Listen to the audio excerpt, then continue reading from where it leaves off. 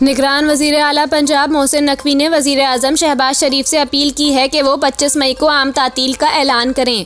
محسن نقوی نے کہا کہ پوری قوم 25 مئی کو پاک فوج کے شہداء کو خراج عقیدت پیش کرنا چاہتی ہے۔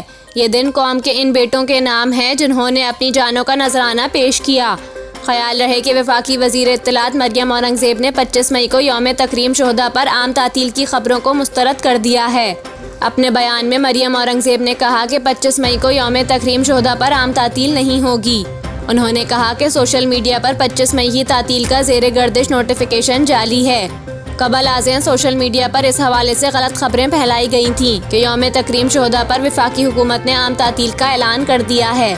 خیال رہے کہ شہدائے پاکستان کی قربانیوں کو خراج تحسین پیش کرنے کا فیصلہ کیا گیا ہے، جس کے تحت 25 مئی کو یوم تکریم شہدائے پاکستان منایا جائے گا۔ اس دن منانے کا مقصد شہداء کی لازوال قربانیوں کی یاد تازہ کرنا ہے اور قوم کو یہ پیغام بھی دینا ہے کہ شہداء، ان کی فیملیز اور یادگاروں کا احترام ہر پاکستانی کا فخر ہے۔